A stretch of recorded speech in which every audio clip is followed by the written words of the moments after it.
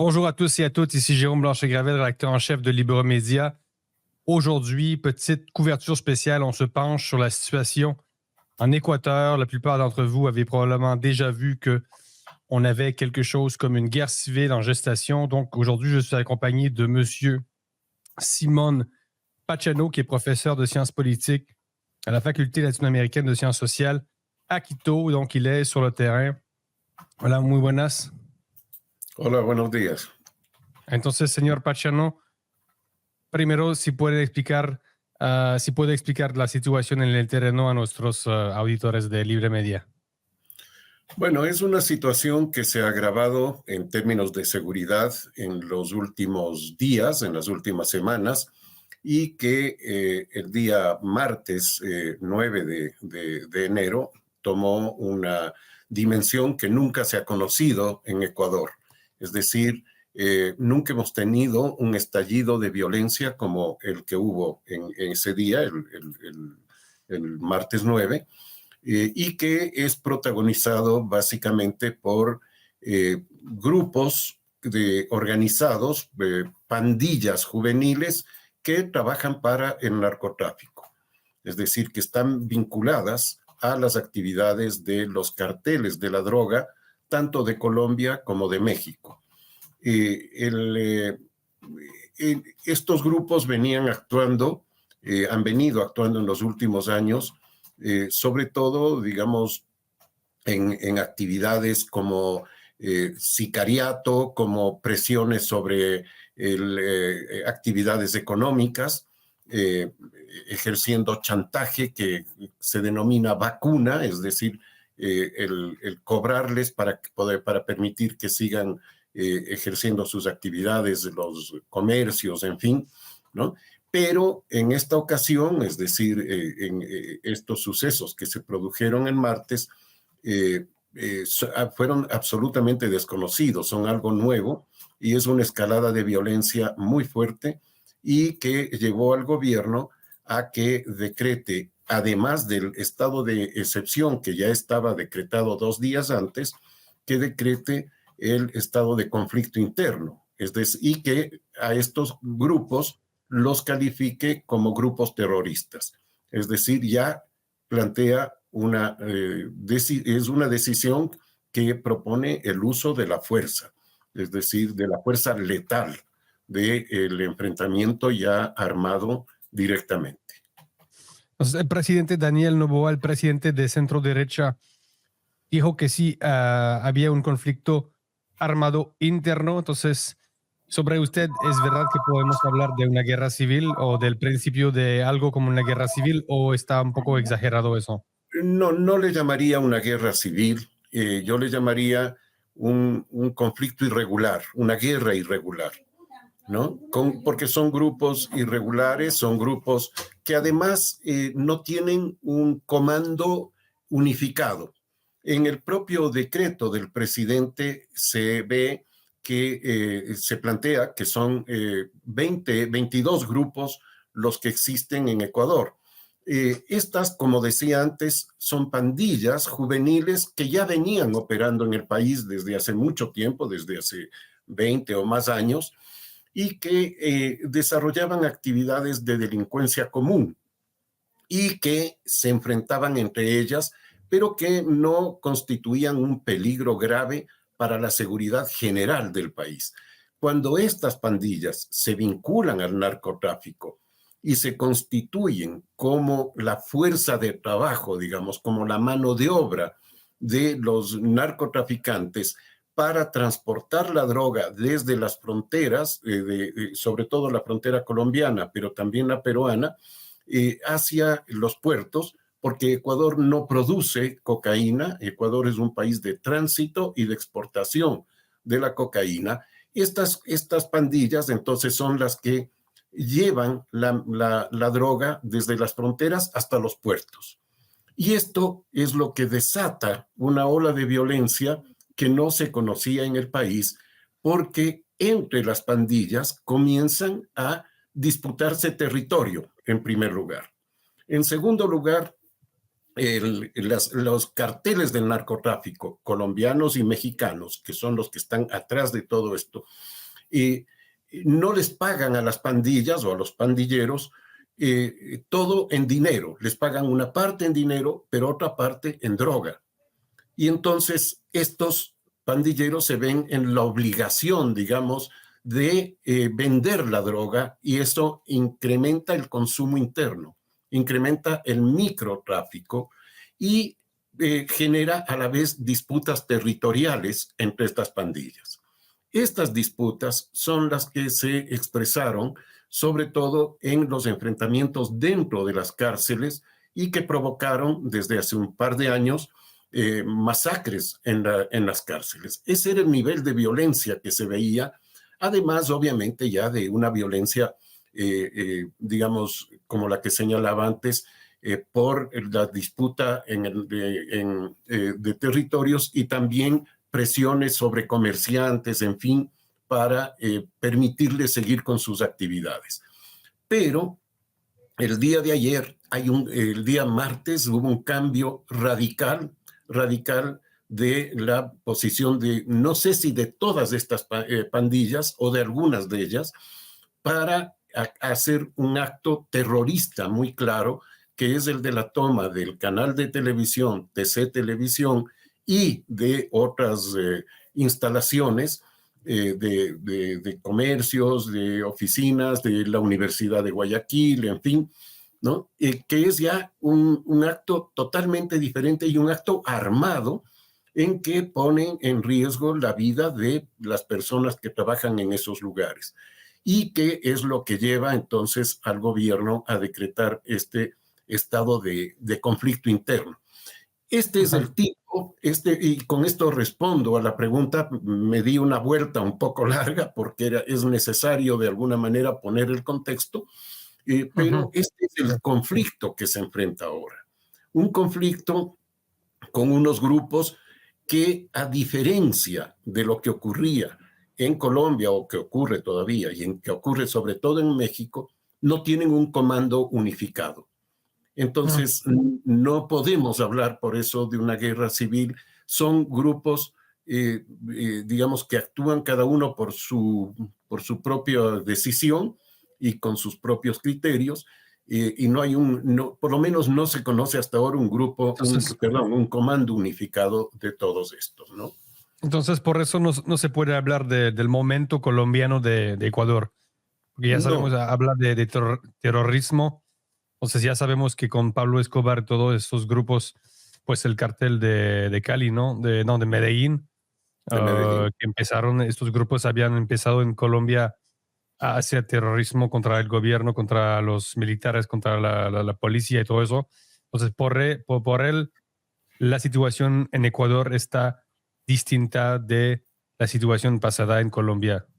Sí, es diferente por todo lo que señalaba antes, es diferente de la de Colombia. Además, hay que considerar también que la de Colombia, después del tema este de Pablo Escobar, en fin, tomó también otro carácter cuando se vincularon las FARC. El grupo guerrillero de las FARC se vinculó a la actividad del narcotráfico. En el caso ecuatoriano, esos elementos no están presentes, insisto, no hay un grupo específico, un comando único que controle toda esta actividad, y tampoco hay la vinculación con un grupo terrorista organizado, digamos, ¿no? O guerrillero, lo que se quiera llamar. Pero sí hay similitudes. Los extranjeros parece un poco, si habla, por ejemplo, al público francés, y la mayoría de los extranjeros van a decir que más o menos parece un poco a Colombia lo que pasó, pero sí hay muchos detalles importantes que pueden hacer la diferencia. Sí. O sea, hay elementos parecidos en términos de que hay violencia, de que la violencia viene del narcotráfico. Es una narcoviolencia, efectivamente, ¿no? Pero si se quiere comprender el fenómeno y se quiere combatir al fenómeno, entonces hay que buscar estos elementos específicos para saber por dónde va. Y a mí me parece que en ese sentido, es necesario entender que esta actividad del narcotráfico ha penetrado ya en varios sectores de Ecuador. Y yo destacaría básicamente 3 aspectos que son fundamentales en eso. Uno, ha penetrado en la economía. Es decir, el narcotráfico requiere, digamos, invertir su dinero, hacer que ese dinero le signifique algo, el dinero que obtiene de la actividad ilegal, tiene que limpiarlo, lavarlo, como se llama, es decir, lavar ese dinero significa entrar en la economía formal.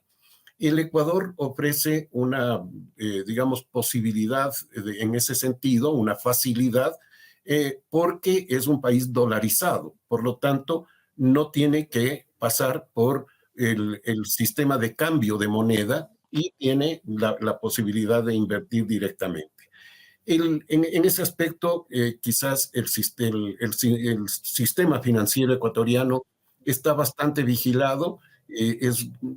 No es fácil que digamos, que entre por esta vía el dinero, pero sí es fácil, en cambio, que entre en las actividades económicas directamente. Por ejemplo, en compra de bienes raíces, de propiedades agrícolas, de inversión en industria, en comercio, sobre todo de importación, de exportación, es, digamos, muy fácil, por lo tanto, que ese dinero se limpie, se lave aquí en Ecuador. Ese es un aspecto, el económico. El otro aspecto es el judicial. Se ha visto, y esto se viene viendo ya desde hace varios años, que el sistema judicial ecuatoriano está muy penetrado por estos grupos narcotraficantes. La cantidad de jueces y de fiscales que han dejado en libertad a muchos de quienes están vinculados a actividades de narcotráfico es una evidencia muy clara de esto. Es decir, hay una clara injerencia de los grupos, de estos grupos narcotraficantes en la justicia ecuatoriana. Y esto está muy vinculado a la denuncia que hizo recientemente la fiscal general de la Nación dentro del caso Metástasis, al que me voy a referir después. Pero quisiera antes de eso señalar el tercer aspecto en donde a donde ha penetrado el narcotráfico, y es el de la política. Libre Média, c'est beaucoup plus qu'un site web. C'est votre porte d'entrée dans l'univers médiatique. À Libre Média, nous croyons qu'il faut vous donner les moyens d'accéder aux informations qui comptent pour vous. Gardez une longueur d'avance grâce à nos analyses approfondies et à notre couverture exhaustive. Pour tous les détails, visitez notre site web au libre-media.com. Aimez, partagez, abonnez-vous dès maintenant. Libre Média, parce que vos choix sont importants. Podremos hablar de la estrategia del gobierno un poco más después, pero sí.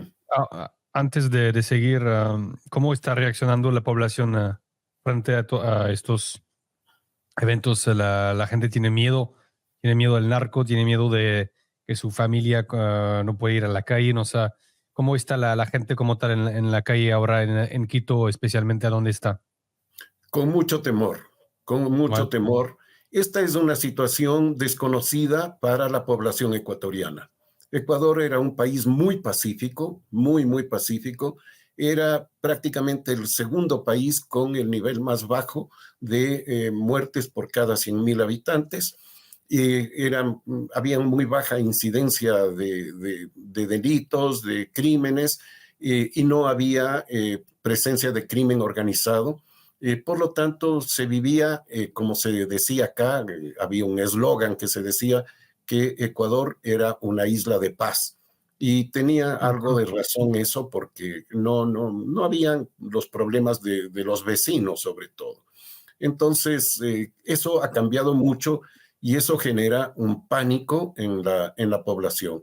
Es una población, o somos una población, que no estamos acostumbrados a esto y que no tenemos los elementos suficientes para poder comprender la situación y poder vivir en esta situación.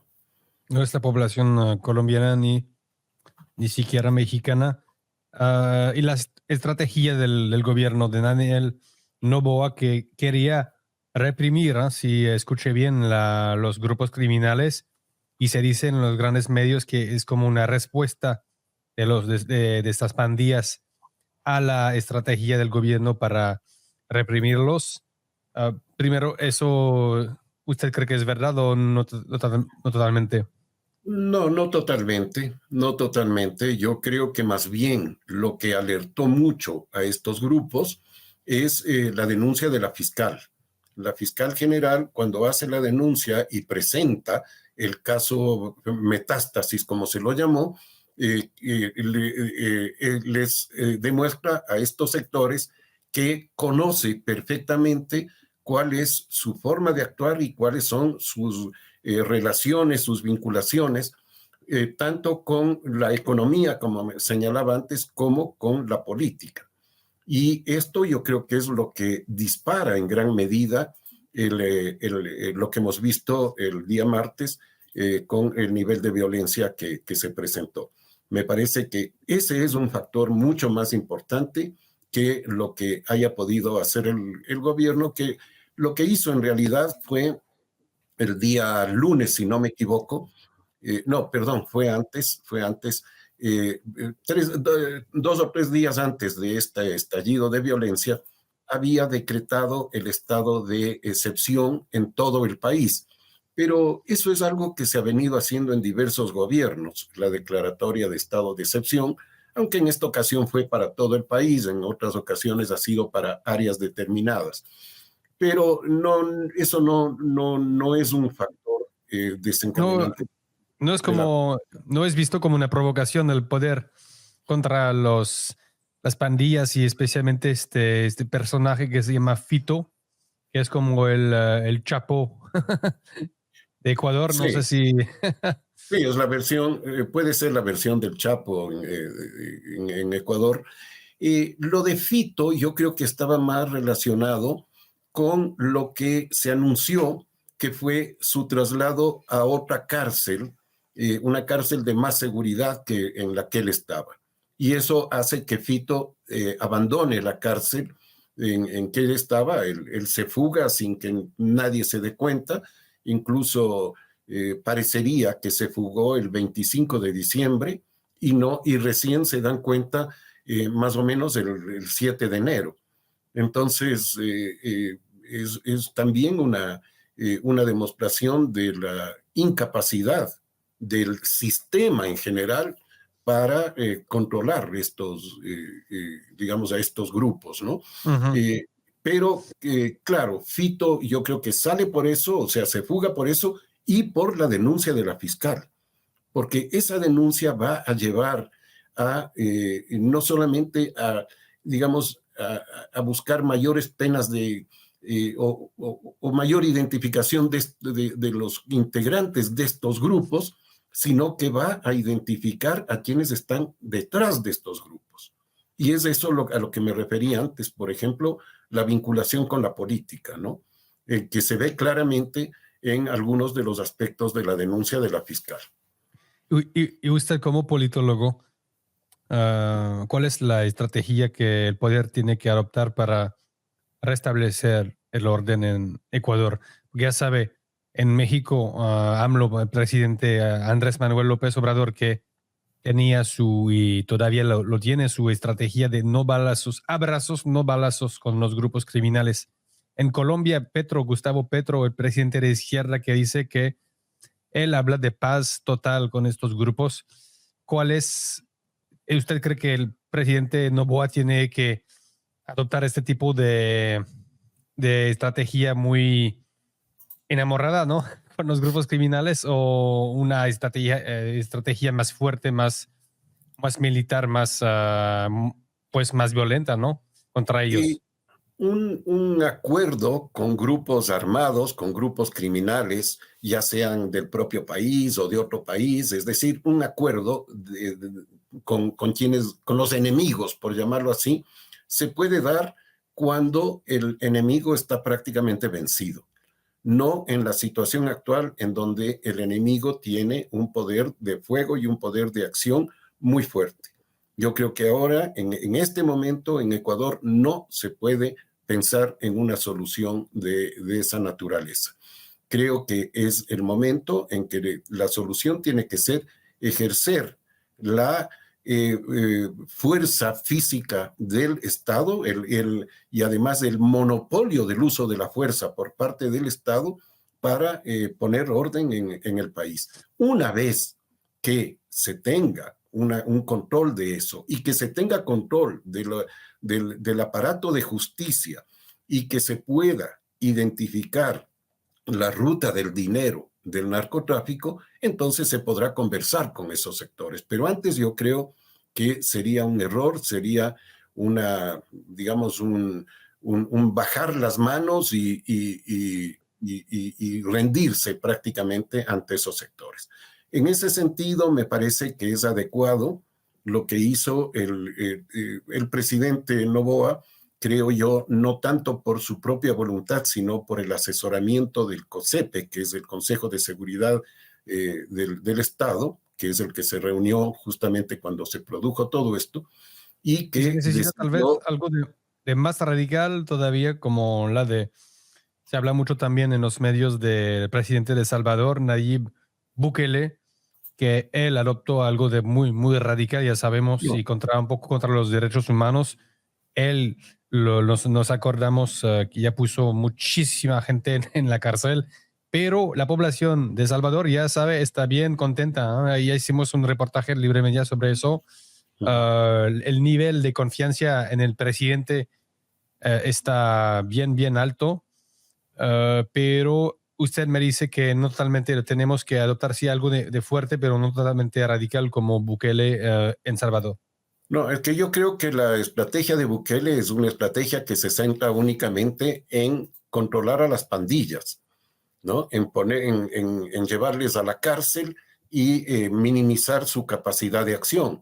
Pero hay que preguntarse, en el caso de El Salvador, los carteles de la droga que operaban en El Salvador, ¿han dejado de operar? Yo me pregunto eso. A mí me parece muy poco probable que esos carteles hayan decidido perder una base importantísima para el tráfico de la droga hacia Estados Unidos y hacia Europa, ¿no?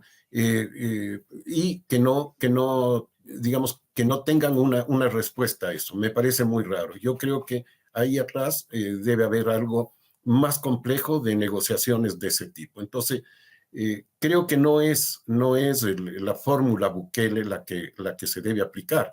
En este momento, sí es importante devolverle al Estado su monopolio del uso de la fuerza, porque lo que hubo ayer o el martes fue una verdadera insurrección de grupos, digamos, que están armados y que están atentando contra la seguridad no solo del Estado, sino de la ciudadanía.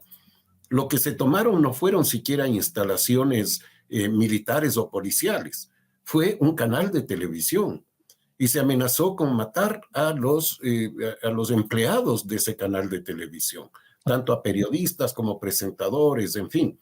Entonces es un ataque a la población civil. Por lo tanto, yo creo que lo que se debe pensar el fenómeno de una manera mucho más integral, más global. ¿Y dónde vienen todos estos jóvenes? Porque ya, si vemos las imágenes, la grande mayoría de estos, pues de estos, los miembros de estos grupos son jóvenes de que 15, 16 hasta 25 años, no sabemos exactamente. Y entonces es gente que no trabaja, vienen de una región especial, vienen de una parte de la población muy pobre. ¿Dónde viene toda esta gente? Vienen de los sectores más pobres de la población, sectores muy excluidos, sectores a donde no llega el Estado con sus servicios más básicos de educación, de salud, de saneamiento ambiental, y donde la economía es precaria. y están situados fundamentalmente cerca a los puertos, en las áreas portuarias del país. Por eso es que se concentra esto fundamentalmente en las zonas de esas ciudades portuarias, Guayaquil, Manta, Puerto Bolívar, ¿no? Zaruma, es decir, son jóvenes de sectores de lo que se denomina de la marginalidad urbana, ¿no? Es eso. Entonces, ¿qué cree que va a pasar en los próximos días? Bueno, escuchamos que tal vez es el principio de una lucha que va a durar durante meses y meses, pero en los próximos días, ¿qué podemos esperar en el terreno? Me parece que es, digamos, lo que hemos visto hoy es que se paró esta lucha, esta insurrección de parte de los grupos armados, pero puede ser una visión táctica de que vuelvan ellos a actuar digamos, en los próximos días, ¿no? No se puede anticipar que con esto se acabó. Me parece que más bien esto fue un anuncio de lo que pueden hacer en próximas ocasiones. Y creo que es necesario que desde el Estado haya un muy buen trabajo de inteligencia en el sentido de encontrar quiénes son los líderes, cuáles son las líneas de comando de estos líderes, cómo penetran en la economía, cómo penetran en la política y incidir en esos aspectos. Por ejemplo, tocar el caso de los jueces y fiscales que han dejado en libertad a los narcotraficantes, darles protección a los jueces, darles protección a los fiscales para que puedan actuar sin temor, porque aquí se ha usado lo que se llamaba en Colombia el plata o plomo, es decir, a un juez le dicen, bueno, te damos X cantidad de dinero, la plata, ¿no? O te damos un balazo, plomo, ¿no? Entonces, claro, o amenazamos a tu familia.